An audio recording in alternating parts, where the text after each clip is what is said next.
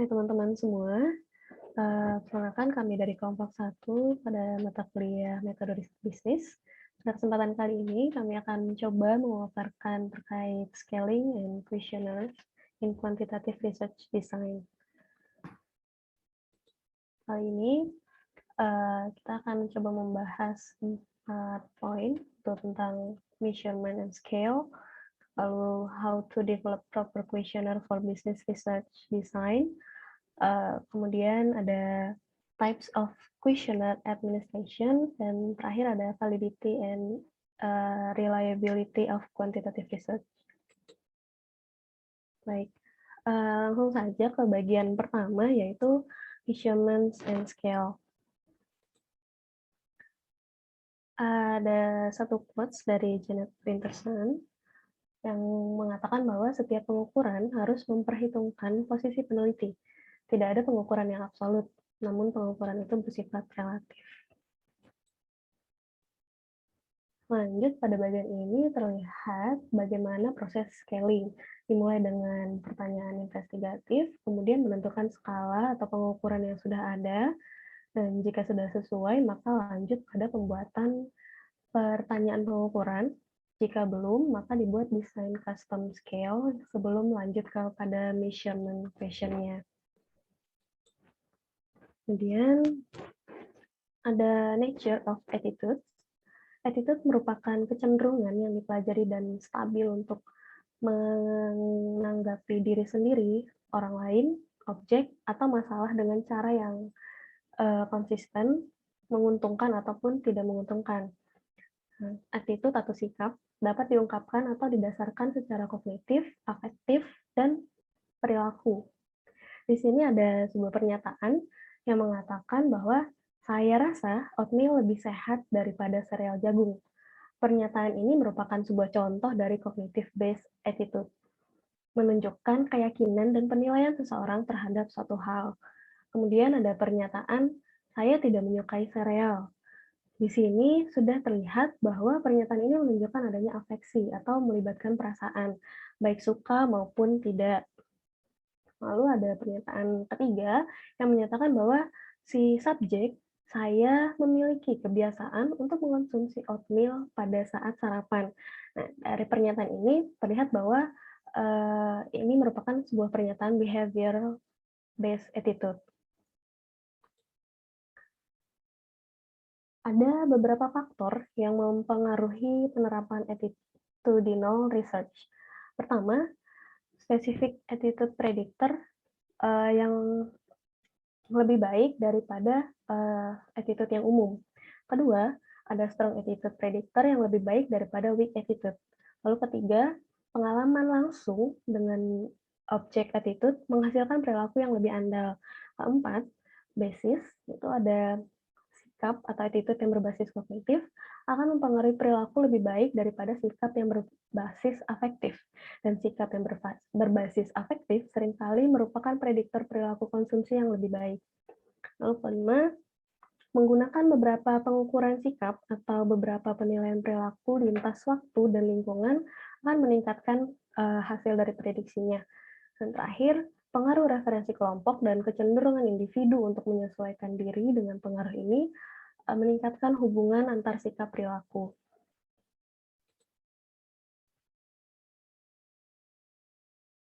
Pengukuran atau measurement berarti mengumpulkan data dalam bentuk angka. Agar dapat menggunakan angka untuk mengatribusikan objek, kita memerlukan skala. Skala adalah perangkat atau mekanisme di mana para individu diketahui berdasarkan bagaimana individu tersebut berbeda satu sama lain pada variabel ketertarikan dalam penelitian kita. Jenis skala ada 4, yaitu nominal, ordinal, interval, dan rasio. Tingkat kerumitan di mana skala tersebut ditetapkan meningkat secara progresif saat kita beralih dari skala nominal ke skala rasio. Hal itu berarti informasi pada variabel dapat diperoleh lebih terperinci ketika kita menggunakan skala interval atau rasio dibandingkan dua skala lainnya. Semakin kuat skalanya, semakin tinggi kerumitan analisis data yang dapat dilakukan, di mana pada akhirnya jawaban yang lebih bermakna atas pertanyaan penelitian dapat diperoleh.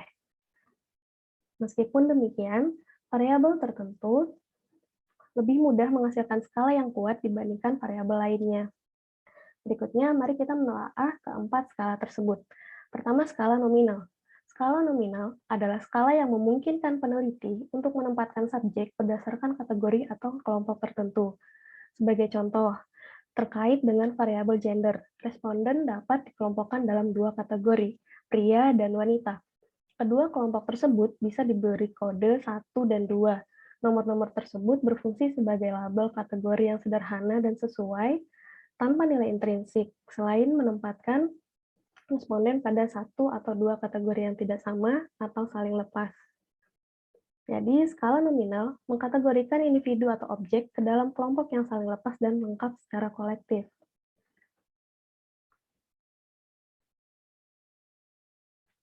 Informasi yang dapat dihasilkan dari skala nominal adalah penghitungan persentase atau frekuensi pria dan wanita dalam sampel responden. Berikutnya adalah skala ordinal. Skala ordinal tidak hanya mengkategorikan variabel-variabel dalam satu cara untuk menunjukkan perbedaan di antara berbagai kategori, tetapi juga mengurutkannya menjadi beberapa cara yang bermakna. Skala ordinal dapat digunakan dengan variabel apapun untuk berbagai kategori yang digunakan berdasarkan beberapa pilihan. Pilihan-pilihan tersebut kemudian diurutkan, contoh dari yang terbaik ke yang terburuk, dari yang pertama ke urutan terakhir, dan kemudian diberi nomor 1, 2, 3, dan seterusnya. Sebagai contoh, responden diminta untuk menunjukkan pilihan atas suatu pekerjaan berdasarkan urutan kepentingannya ke dalam 5 karakteristik yang akan diteliti. Skala ordinal membantu peneliti untuk menentukan persentase responden yang menganggap interaksi dengan orang lain sebagai hal yang paling penting.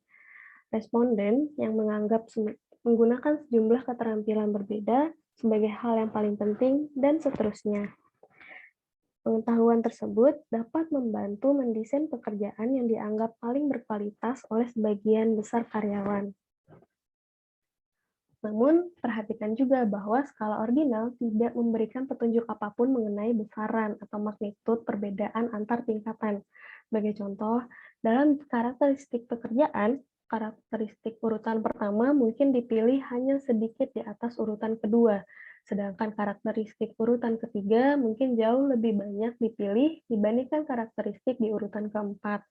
Jadi, dalam skala ordinal, meskipun perbedaan dalam urutan objek, orang, atau kejadian yang diselidiki diketahui dengan jelas, kita tidak mengetahui besarannya.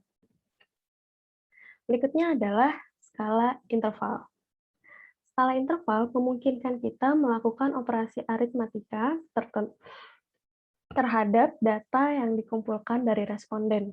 Sementara skala nominal hanya memungkinkan kita untuk membedakan kelompok secara kualitatif dengan mengkategorikannya ke dalam kumpulan yang saling lepas dan lengkap secara kolektif. Dan skala ordinal mengurutkan tingkatan preferensi. Skala interval membuat kita dapat mengukur jarak di antara dua titik pada skala. Hal ini membantu kita untuk menghitung mean atau rata hitungan dan standar deviasi terhadap variabel. Dengan kata lain, skala interval tidak hanya mengelompokkan individu menurut kategori tertentu dan menentukan urutan kelompok, namun juga mengukur besaran atau magnitud perbedaan preferensi antar individu. Jika karyawan berpikir bahwa satu lebih penting bagi mereka untuk memiliki beragam keterampilan dalam pekerjaan dibanding menyelesaikan sebuah tugas dari awal sampai akhir, dua, lebih penting bagi mereka untuk melayani orang dibanding bekerja secara independen dalam pekerjaan, maka skala interval akan menunjukkan apakah preferensi pertama berada pada tingkat yang sama, di bawah, atau di atas yang kedua. Hal tersebut bisa dilakukan dengan mengubah skala dari jenis urutan agar seolah terdapat beberapa titik pada satu skala yang akan mewakili tingkat atau besaran kepentingan dari kelima karakteristik pekerjaan. Kemudian, Berikutnya adalah skala rasio. Skala rasio mengatasi kekurangan titik awal yang berubah-ubah pada skala interval, yaitu skala rasio memiliki titik nol absolut, berlawanan dengan yang berubah-ubah, yang merupakan titik pengukuran yang berarti. Jadi, skala rasio tidak hanya mengukur besaran perbedaan antar titik pada skala, namun juga menunjukkan proporsi dalam perbedaan tersebut. Skala rasio merupakan yang paling kuat di antara keempat skala, karena memiliki titik awal nol yang khas, dan mencakup semua sifat dari ketiga skala lainnya. Suatu timbangan adalah contoh yang baik dari skala rasio. Timbangan memiliki titik nol absolut yang sesuai, memungkinkan kita untuk menghitung rasio berat badan dari dua individu. Misalnya, seseorang dengan berat badan 120 kg adalah 2 kali berat badan seseorang dengan berat 60 kg. Perhatikan bahwa perkalian atau pembagian kedua angka tersebut dengan angka apapun akan menghasilkan rasio 2:1.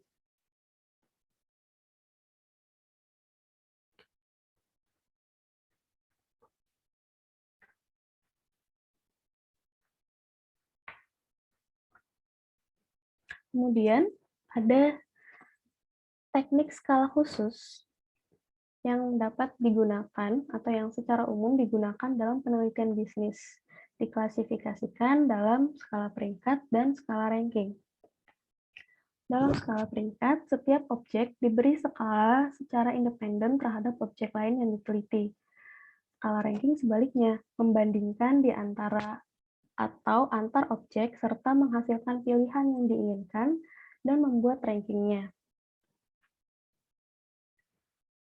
Skala ranking, maksudnya skala peringkat atau rating scale, sering digunakan dalam penelitian bisnis adalah skala dikotomi, skala kategori, skala diferensial semantik, skala numerik, skala peringkat terperinci, skala Likert, skala jumlah konstan atau tetap, skala stapel, skala peringkat grafik, dan skala konsensus.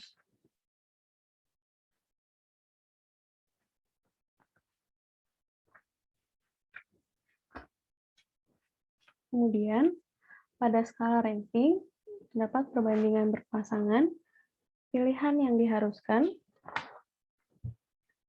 dan skala komparatif. Kemudian ada validitas. Validitas ini juga terdapat beberapa jenis, yaitu validitas isi, validitas muka, validitas terkait kriteria, validitas konkuren, validitas prediktif, validitas konstruk atau konstrak, validitas konvergen, dan validitas diskriminan. Untuk penjelasan lebih lanjut mengenai validitas akan dibahas pada slide berikutnya. Baik. Bagian kedua akan dilanjutkan oleh rekan saya. Terima kasih. Oke, selanjutnya kita akan membahas tentang bagaimana membuat kuesioner yang sesuai atau proper. Selanjutnya, yang pertama, sebelum kita bisa membuat kuesioner yang proper, kita harus mengetahui dulu kuesioner itu sendiri dan instrumennya. Nah, dalam membuat kuesioner itu ada 4 tahap yang akan dilewati. Dari kalau di gambar sebelah kiri ini kan ada investigative question. Nah, sebelum masuk ke situ, yang pertama itu kita ada tahap yang namanya management question atau dilema atau permasalahan yang dihadapi oleh manajemen. Nah, dari management question ini nanti kita akan mengembangkan research question atau terjemahan dari dilema tersebut berdasarkan fakta-fakta yang ada yang diketahui oleh manajer untuk berkontribusi terhadap management question tersebut. Dari research question itu nanti akan dikembangkan, dibuat menjadi pertanyaan spesifik yang harus dijawab lebih dahulu oleh si researcher atau manajer ini untuk menyediakan detail yang memadai dan menjawab research question-nya. Nah, kalau udah ada detail-detail tersebut yang cukup, maka baru kita bisa buat measurement question atau pertanyaan yang bisa mengukur dan harus dijawab oleh partisipan untuk memperoleh informasi untuk menjawab permasalahan manajemen tersebut. Nah, di gambar kiri ini ada yang pertama phase 1, ada phase 2, ada phase 3. Itu nanti akan dijelaskan di slide selanjutnya. Selanjutnya, ini phase 1 itu revisiting the research question hierarchy. Dari investigative question yang sudah dikembangkan dari permasalahan manajemen tersebut, kita akan memilih dulu. Ada 3 yang harus kita pilih. Yang pertama tadi scale type-nya, apakah mau nominal, ordinal, interval, atau rasio. Yang kedua ada select communication approach-nya atau pendekatan komunikasi yang harus kita lakukan seperti apa, apakah secara personal, melalui telepon, elektronik, atau mail atau surat.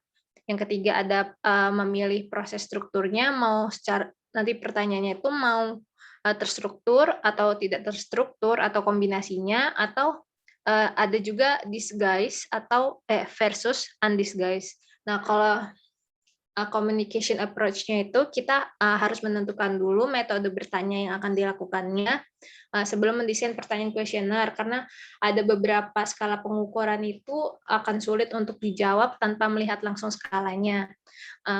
Habis itu ada personal interview juga, dan komputer survei itu bisa lebih fleksibel digunakan jika kita menggunakan grafis atau gambar sebagai alat untuk bertanyanya.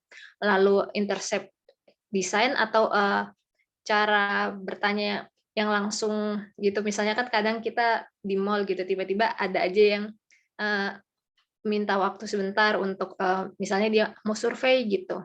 Nah, itu bisa dilakukan melalui personal interview bila partisipan itu atau target yang ingin kita tanya itu memang lokasinya terpusat, misalnya di mall, di tempat buku, atau di job fair.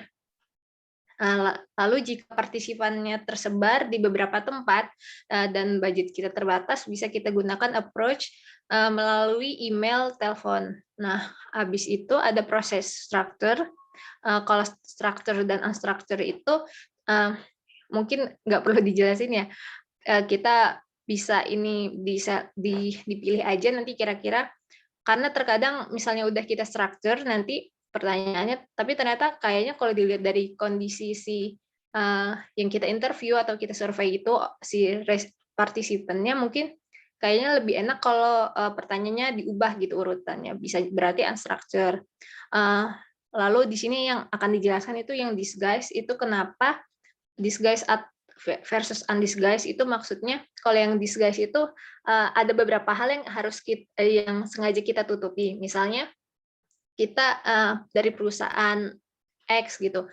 Lalu karena kan kita ada permasalahan manajemen tadi, manajemen question, itu biasanya kalau kita survei memang kadang kita nggak bisa secara terang-terangan bilang kalau kita dari perusahaan ini. Mungkin aja bisa kita bilang kita dari misalnya mahasiswa universitas apa gitu. Kan orang-orang partisipannya yang menjawab itu bisa lebih jujur ya dalam menjawab pertanyaannya tersebut. Terus tujuan risetnya juga, kalau misalnya mereka tahu misalnya kita dari perusahaan, bisa aja mereka mungkin jawabnya dibagus-bagusin, atau mungkin kalau dia nggak suka sama mereknya dijelek-jelekin gitu.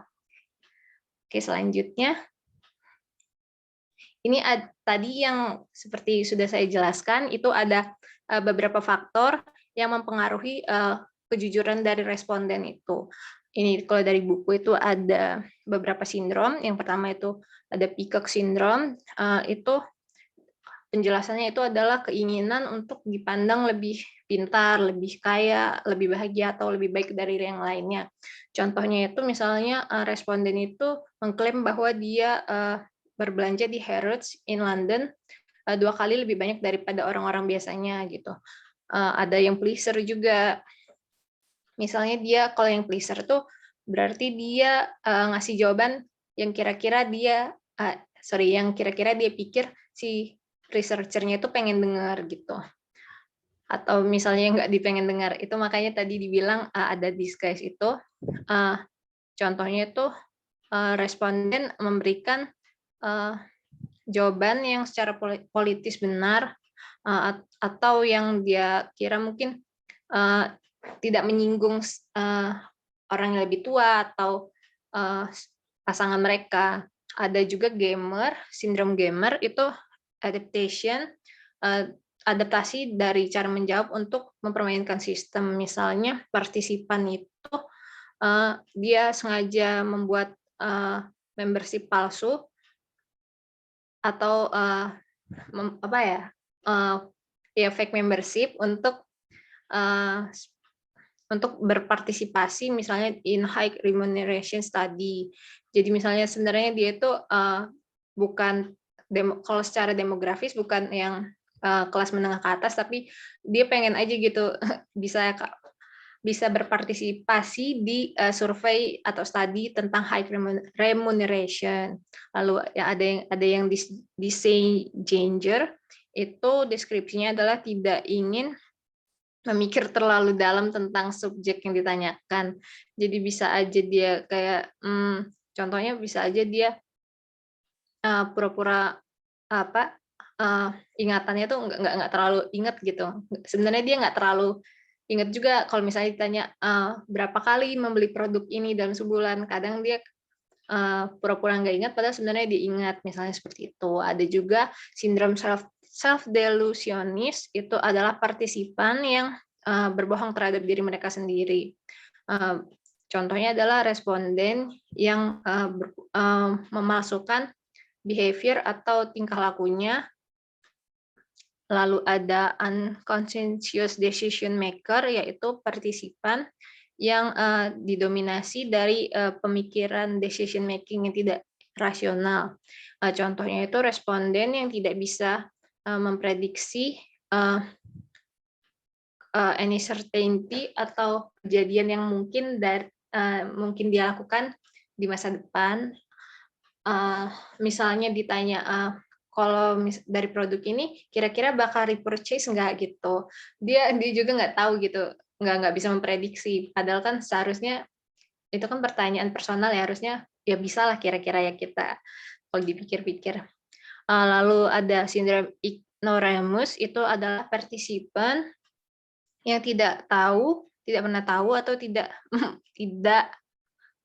mengingat jawaban dan menjawabnya jadi bohong gitu. Example-nya responden yang tidak bisa mengidentifikasi di mana dia tinggal atau apa yang dia makan dan sebagainya. Selanjutnya ada preliminary analysis plan. Jadi terkadang researcher itu khawatir tentang topik yang ingin dia ketahui, yang ingin dia pelajari ini sudah tercover belum ya dengan informasi yang ada nantinya.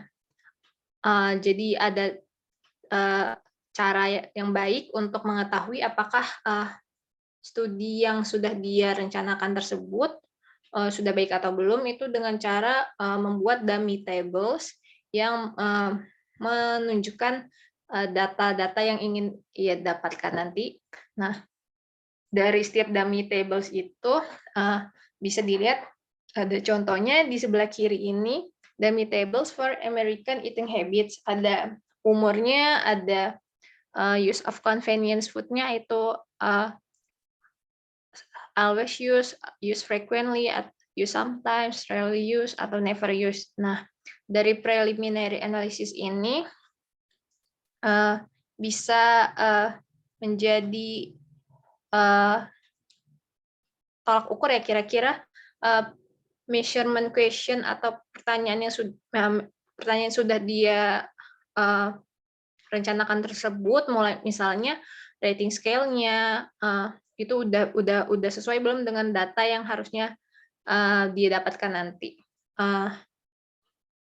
Preliminary analysis plan ini atau si dummy table ini juga bisa membantu researcher untuk mendetermine atau menentukan kira-kira type of scale yang dibutuhkan dari setiap pertanyaan itu bagaimana, apakah misalnya ordinal data, on frequency use. Lalu preliminary step ini juga bisa membantu untuk mendevelop atau mengembangkan measurement question untuk investigative question-nya. Apakah sudah sesuai atau ada yang perlu diubah. Selanjutnya, yang page 2 ini ada constructing and refining the measurement question. Nah, kalau dari gambar ini, dari measurement question tersebut, itu ada tiga pertanyaan. Pertama, administrative question, itu biasanya jarang ditanyakan, tetapi mungkin kita butuhkan juga untuk mempelajari pattern dari datanya tersebut dan mengidentifikasi apakah mungkin nanti ada error dalam datanya tersebut. Lalu ada classification question, itu biasanya tentang aspek sosial dan demografis yang membantu kita untuk mengkategorikan partisipan itu berdasarkan jawabannya. Pertanyaan ini juga biasanya ada di akhir survei, tetapi kadang juga ada di awal. Dia berfungsi sebagai filter atau screening untuk mendetermine apakah si partisipan ini eligible atau tidak. Lalu yang ketiga kalau di gambaran yang di tengah itu ada target question, itu bertujuan untuk menginvestigasi bukan menginvestigasi, maksudnya target question itu digunakan untuk si investigative question ini. Nah, target question ini biasanya dikelompokkan berdasarkan topik di dalam survei tersebut.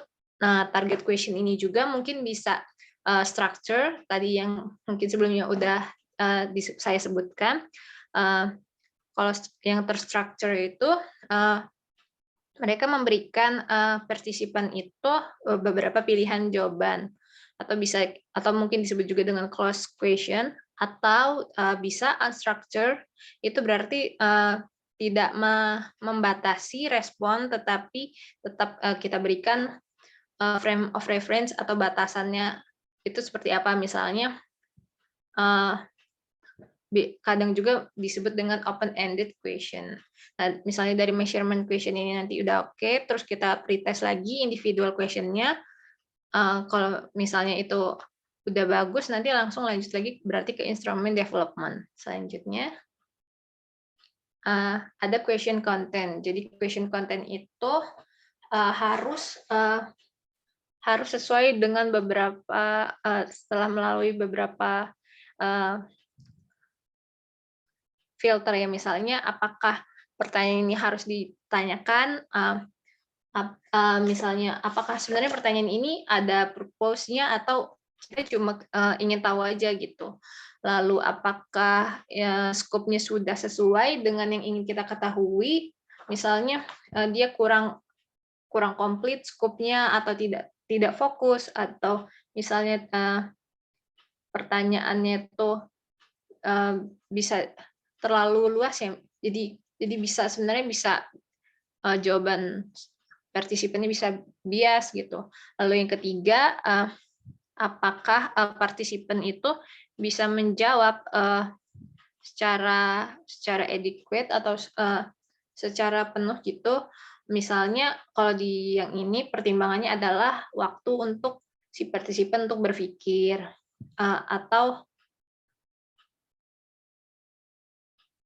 partisipan ini bisa nggak sih kira-kira memberikan jawaban yang akurat, atau kita bisa memperkirakan juga sih dari profilnya si partisipan ini kira-kira dia punya nggak sih knowledge atau kemampuan dia untuk menjawab pertanyaan tersebut, ataukah bisa juga kita bisa lihat apakah kira-kira hal yang kita tanyakan ini bisa nggak sih sebenarnya diingat-ingat sama si partisipan ini. Lalu harus balance juga. Misalnya pertanyaannya itu ini terlalu general atau harusnya kita buat spesifik, dan objektivitasnya juga. Lalu ada question wording. Question wording ini biasanya tingkat kesulitannya lebih dari beberapa sumber di dalam survei yang kita buat. Retention dari sebuah pertanyaan itu harus kita konfirmasi dengan menanyakan beberapa hal. Yang pertama itu apakah pertanyaan ini dibuat dalam term of a shared vocabulary, lalu apakah vocabulary-nya ini mempunyai arti yang satu, single, atau misalnya vocabulary-nya itu punya makna ganda. Lalu ada apakah does the question contain misleading assumption, lalu apakah wording-nya itu bisa menuju kepada bias, nanti jawabannya, lalu apakah udah kita sesuaikan personalize dengan target kita, lalu apakah ada alternatif pertanyaan yang mungkin bisa kita sampaikan juga. Selanjutnya, ada respon strategi. Dalam memilih respon strategi ini, researcher harus mempertimbangkan beberapa faktor. Yang pertama, objective of study atau tujuan dari studinya tersebut, participant motivation to share atau keinginan motivasinya si partisipan, kira-kira mau nggak sih dia untuk men-share, lalu participant level of information atau level dari informasi yang mungkin dimiliki si partisipan, lalu juga easy and clarity way to communicate. Jadi kita harus dalam mengkomunikasikan pertanyaan tersebut, dari responnya nanti kita harus membuat kira-kira pertanyaan itu bisa dengan mudah dan jelas ya. Jadi si respondennya nggak bingung. Lalu degree to which participant have thought through the topic, atau tingkat sampai mana sih kira-kira partisipan ini pernah terlintas dalam pikirannya tentang topik yang kita ingin tanyakan. Respon strategi ini ada beberapa macamnya ya, ada 6. Yang di sebelah kanan ini ada free response atau diketahui juga sebagai open-ended question, yang mana memberikan kebebasan si partisipan untuk menjawab. Ada juga dichotomous question yang mensuggest opposing atau respon yang berlawanan. Misalnya responnya itu apakah fairly praise atau overpraise, apakah hal tersebut terjadi atau tidak gitu. Ada multiple choice question digunakan ketika ada beberapa alternatif jawaban, namun Anda hanya ingin partisipan untuk memilih satu. Itu yang misalnya A, B, C, D itu ya. Lalu ada multiple response to single question. Jadi dalam satu pertanyaan kita sudah memperkirakan bisa saja lebih dari satu jawabannya. Jadi kalau ini kita menggunakan bentuknya itu yang checklist ya untuk pertanyaannya. Checklist ini digunakan ketika urutan relatif atau seberapa berpengaruhnya jawaban yang dipilih itu tidak terlalu penting. Nah, selanjutnya kalau misalnya seberapa berpengaruhnya itu penting, bisa kita gunakan rating question. Itu untuk menanyakan partisipan untuk memposisikan setiap faktor atau jawaban dia dalam skala. Misalnya, seberapa suka Anda dengan produk ini, suka, sangat suka, biasa saja, atau tidak suka, gitu. Atau nama rank dari nomor 1 sampai nomor 5, gitu. Atau graphics dari gambar, mungkin ada responnya kadang juga grafik gitu. Lalu ada ranking question. Nah, ini digunakan ketika kita menganggap penting urutan untuk mengetahui urutan relatif dari alternatif yang dianggap penting. Misalnya urutkan top 3 of your choice. Misalnya urutkan top 3 dari merek ciki yang Anda suka gitu misalnya. Nah, bedanya si ranking question sama rating question ini, kalau si rating ini dia walaupun kita tahu seberapa pentingnya atau skornya itu, tapi dia nggak diurutin gitu loh. Jadi kita nggak tahu kalau ranking question udah diurutin. Oke, selanjutnya ini phase 3 atau drafting and refining the instrument.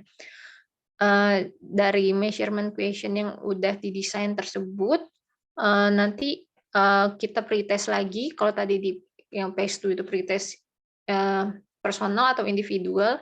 Kalau ini kita pretest kuesionernya mungkin bisa lebih banyak ya. Kita coba yang sebagai partisipannya. Dalam phase 3 ini ada beberapa step. Yang pertama itu develop the participant screening process. Bisa dilakukan secara personal ataupun melalui telepon. Tetapi juga mungkin kita bisa memberikan notifikasi atau pemberitahuan terlebih dahulu melalui email atau web survey dengan sekaligus dengan introduction kita. Misalnya biasanya kalau survei kan kita mengenalkan dulu kita siapa, kita dari mana, tujuannya untuk apa gitu. Lalu yang kedua, arrange the measurement question sequence. Itu yang pertama itu mengidentifikasi group of target question-nya by topic. Jadi pertanyaan target question-nya itu kita harus kita identifikasi dulu. Itu ada berapa sih macam pertanyaannya ini, terus kita kelompokkan. Lalu establish a logical sequence for question group. Jadi kita harus membuat urutan yang logis untuk pertanyaan tersebut. Dari setiap grup pertanyaan tadi yang udah kita buat, itu kita bikin susunannya yang logis menurut kita, yang kira-kira enak lah gitu kalau untuk ditanyakan. Lalu kita juga membuat transisi di antara grup pertanyaan tersebut. Lalu ada prepare and insert instruction bagi si interview itu untuk memasukkan instruksi terminasinya, atau kita mau skip direction-nya. Lalu ada juga create and insert conclusion, atau biasanya di akhir itu nanti kita kasih semacam penutup. Lalu pretest, specific question, and instrument as a whole. Ini kalau untuk lebih lanjutnya bisa lihat di gambar kiri ini ya. Tadi kan udah dijelasin administrative question-nya, ada target question, ada classification question. Nah, kalau yang di phase 3 ini itu yang gambarnya kuning. Ya, yang kuning ada introduction and screen with participant instruction, ada transition to classification question, ada conclusion with instrument disposition instruction. Selanjutnya, ini ada sampel dari komponen dalam instrumen komunikasi. Nah, ini masih berhubungan dengan gambar tadi ya, kan ada yang dibilang introduction, berarti perkenalan dulu, bisa melalui telepon atau personal interview. Contohnya ada di sebelah kanan. Lalu ada juga kalau lagi secara online. Habis itu ada juga tadi di gambar sebelumnya itu ada transisi yang berisi setelah transisi itu biasanya ada instruction untuk si interviewernya, mau terminating, following filter dengan diikuti filter question atau screening question. Lalu ada juga participant discontinuation, ada skip direction, ada juga disposisi instruction. Lalu yang terakhir ada conclusion, ada tadi tergantung dengan awalnya ya, berdasarkan telepon atau self-administered. Lebih jelasnya mungkin bisa dibaca dari gambar ini. Selanjutnya, ada measurement question sequence atau urutan dari measurement question atau pertanyaan pengukurannya ini. Tujuannya adalah untuk membangun ketertarikan partisipan dalam melanjutkan interview tersebut. Ada guidelines atau tata caranya untuk urutan pertanyaan tersebut. Yang pertama itu ada interesting question, itu interesting topic itu didahulukan, klasifikasi question itu nanti, lalu sensitive question juga nanti, simple items itu didahulukan, lalu transisi antar topik tersebut harus tidak terlalu kentara gitu. harus smooth, frame of reference-nya juga yang berubah itu harus minimal. Ini masih hubungan dengan transisi ya. Lalu ada overcoming instrument problems. Biasa yang pertama yang kita lakukan itu build report with participant. Lalu tadi yang pretest ada 2 kali kalau nggak salah ya. Lalu setelah itu dari masukan itu kita mendesain kembali atau redesign the questioning process, lalu mengeksplor respon alternatif strateginya seperti apa yang harusnya kita gunakan, lalu menggunakan metode selain dari survei untuk mendapatkan data, lalu kita pretest semua survei elemen lagi. Selanjutnya, ada tipe dari questionnaire administration. Kalau di silabus itu ada self-administrated sama surveyor administrated. Oke, slide-nya. Ada 3 di sini, personally administrated questionnaire, ada mail questionnaire, ada electronic dan online questionnaire.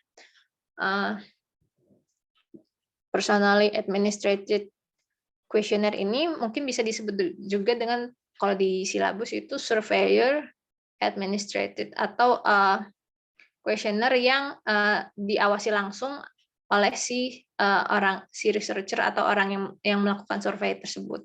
Jadi ini bisa dilakukan jika survei terbatas pada area lokal, maka cara terbaiknya itu questionnaire-nya adalah kita kelola secara pribadi gitu. Kita langsung berikan dan kita tungguin misalnya gitu. Nah, ini keuntungannya itu kita bisa dapat data yang lebih lengkap. Jadi mungkin jadi bisa mix gitu ya strateginya. Jadi selain mereka isi questionnaire, mungkin kalau misalnya ada tadi topik interesting topik tadi yang tadi apakah pertanyaan tersebut harus ditanyakan atau tidak, tapi mungkin kalau kita dari question kontennya kayaknya nggak terlalu penting, tapi mungkin kita bisa nambah insight kita. Nah, itu bisa juga kita tanyakan saat kita melakukan personally administrated questionnaire ini. Lalu misalnya si respondennya nggak terlalu paham dengan maksud pertanyaannya, jadi bisa langsung kita bantuin gitu. Ini loh maksudnya gini gitu. Lalu ada mail questionnaire, ini beda sama email ya. Kalau mail ini dikenal juga sebagai self-administrated. Kalau di buku itu ini paper and pencil. Mungkin ini zaman dulu kali ya. Ini kalau mungkin zaman sekarang melalui surat gitu. Self-administrated ini dikatakan disebut self-administrated questionnaire ini karena dalam si responden menjawab itu kita nggak hadir, atau si surveyornya atau si researchernya nggak hadir secara langsung. Jadi selain itu kelebihannya itu bisa memberikan fleksibilitas waktu dan tempat dalam mengisi kuesioner tersebut. Namun seiring perkembangan internet, kuesioner jenis ini mulai ditinggalkan. Nah, tinggalkan untuk menuju si elektronik dan online kuesioner ini. Distribusinya bisa dilakukan melalui email, website, blog personal, atau sosmed, dan dibuat dalam bentuk web form yang otomatis menyimpan ke database dan kadang juga udah otomatis buat analisis datanya ya. Permasalahan biasa terjadi dalam electronic and online questionnaire ini yaitu rendahnya responden sehingga membuat sampling itu jadi bermasalah karena misalnya samplingnya kurang dari 30% gitu. Jadi nggak merepresentasikan dari populasi yang seharusnya. Jadi datanya istilahnya nggak bisa kita tarik kesimpulannya gitu, terlalu bias. Oke, selanjutnya ini di buku ada tabel advantage dan disadvantage dari tadi yang udah saya jelaskan. Ada yang personally administrated, mail, dan elektronik. Mungkin bisa dibaca untuk menghemat waktu. Selanjutnya akan dijelaskan oleh rekan saya. Terima kasih. Baik, izin melanjutkan. Baik, terima kasih, izin melanjutkan. Sekarang kita akan membahas mengenai validitas dan reliabilitas. Next. Ini adalah gambaran terkait apa yang akan kita bahas di beberapa slide ke depan. Dalam melakukan penelitian, kita harus menilai goodness of data atau baiknya data yang kita gunakan itu dengan melihat reliabilitas dan validitas pengukurannya. Reliabilitas dan validitas ini kemudian nanti akan terbagi-bagi lagi ke dalam beberapa jenis yang akan dijelaskan lebih lanjut. Next. Nah, sebelumnya kita perlu tahu dulu seberapa penting sih reliabilitas dan validitas itu. Ini adalah analogi terkait reliabilitas dan validitas dengan menggunakan anak panah dan targetnya. Dikatakan memiliki reliabilitas tinggi jika kumpulan anak panah yang mendarat di tempat yang sama atau di area yang sangat berdekatan. Kalau dia rendah, dia akan lebih tersebar seperti yang ada di gambar kiri bawah. Validitas yang tinggi berarti titiknya itu mendarat di sasaran yang tepat dan berkerumun di titik pusat tersebut. Kalau validitasnya rendah, maka anak panahnya tidak mendarat sesuai sasaran. Ketika validitas dan reliabilitas itu rendah, berarti bukan cuma tidak tepat sasaran, tetapi juga datanya itu akan menyebar seperti gambar di kanan bawah. Selanjutnya, kita mulai dari validitas dulu. Validitas adalah sejauh mana pengujian itu mengukur apa sih yang sebenarnya ingin diukur, atau apakah kita mengukur hal yang tepat. Nah, ada 3 klasifikasi terkait validitas, yaitu yang pertama adalah content validity, yang kedua criterion related validity, dan yang ketiga adalah construct validity. Next. Content validity.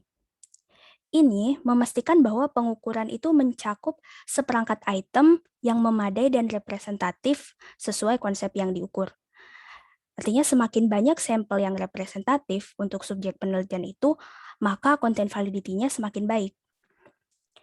Untuk mengevaluasi content validity, pertama-tama harus disepakati dulu unsur apa yang dianggap merupakan cakupan yang memadai.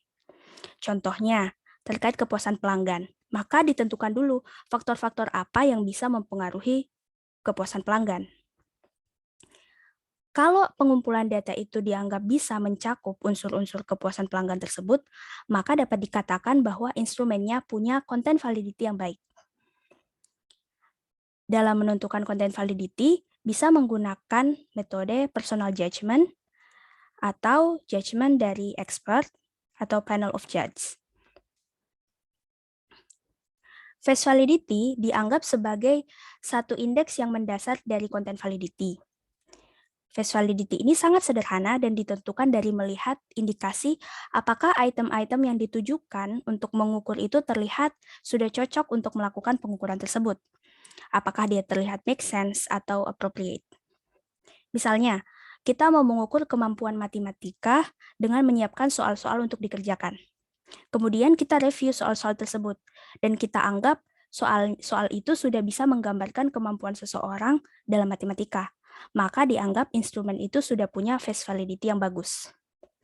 Tapi, penilaian ini sangat subjektif, makanya face validity ini dianggap sangat lemah. Tetapi lemah bukan berarti salah. Selanjutnya, yang kedua adalah criterion related validity. Ini adalah pengukuran dengan membandingkan hubungan skor yang diperoleh dengan kriteria tertentu yang sesuai. Korelasi yang tinggi akan menunjukkan estimasi validitas yang tinggi. Adapun pengujian criterion related validity ini terdapat 2 macam, yaitu pertama adalah concurrent validity. Ini digunakan untuk menilai kemampuan di level sekarang. Pengukurannya dilakukan dengan membandingkan antara skor dari tes yang dilakukan dan kriteria yang dijadikan pembanding dalam waktu yang sama. Contohnya, sekelompok orang dilakukan pengukuran kecerdasan dengan tes baru yang dikembangkan dan juga satu tes Binet sebagai pembanding di waktu yang sama. Nah, jika korelasi hasilnya kuat, maka dikatakan tes itu memiliki validasi kongruen yang tinggi. Tapi di buku Umar Sekaran itu juga diilustrasikan dengan mengukur 2 grup yang berbeda pada waktu yang sama dan mengkorelasikan hasilnya. Yang kedua adalah predictive validity. Ini membandingkan skor tes yang diperoleh sekarang dengan sebuah kriteria pengukuran pada waktu lain di masa depan.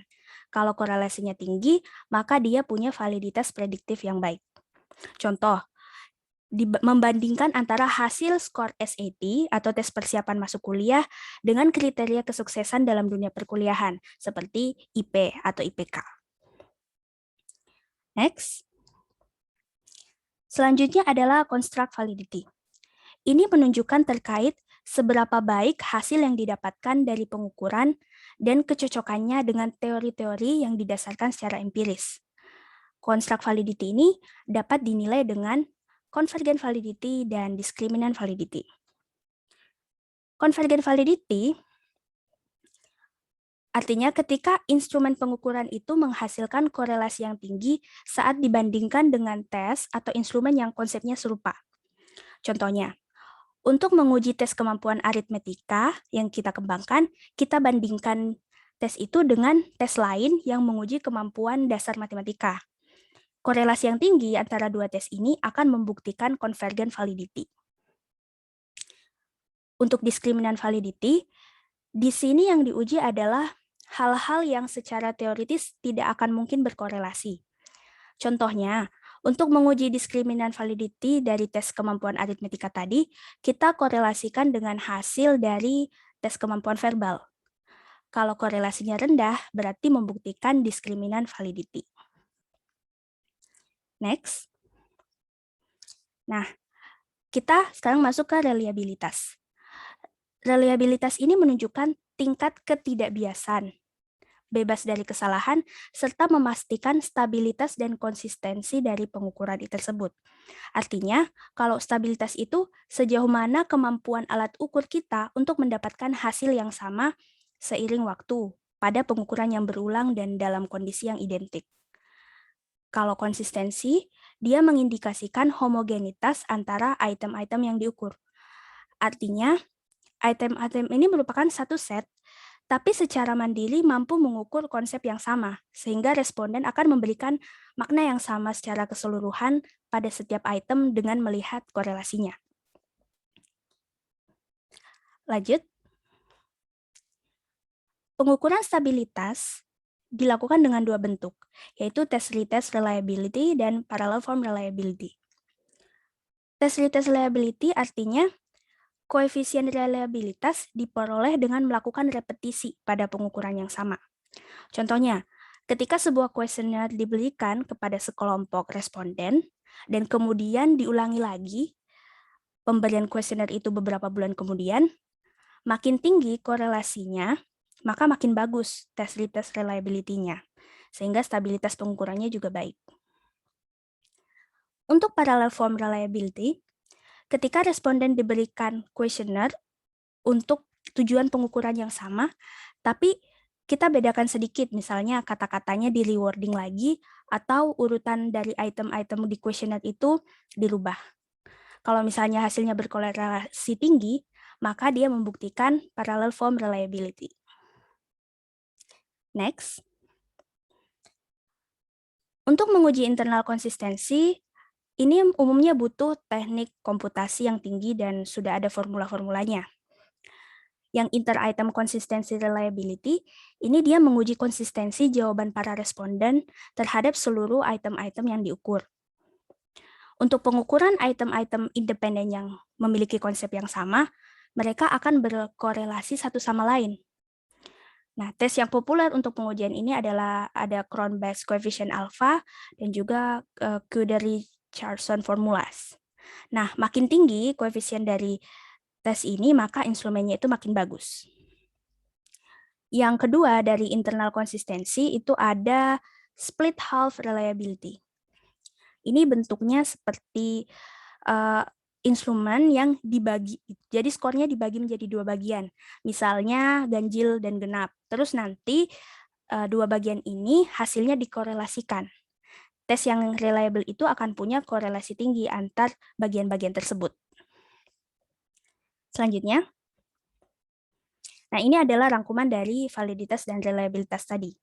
Contohnya, content validity, dia itu akan menjawab pertanyaan apakah pengukuran itu cukup untuk mengukur konsep yang diinginkan. Kalau face validity, dia akan menjawab apakah para ahli itu sudah memvalidasi bahwa instrumen itu bisa melakukan pengukuran sesuai klaimnya. Kalau criterion related validity itu dia deskripsinya adalah apakah pengukuran itu membedakan secara individu untuk membantu memprediksi criterion variable. Untuk level saat ini ada concurrent validity dan untuk di masa depan ada predictive validity. Untuk construct validity, dia itu akan menjawab pertanyaan apakah instrumen ini sesuai dengan teori yang empiris. Untuk convergent validity, dia akan menjawab apakah dua instrumen yang mengukur konsep tersebut berkorelasi tinggi.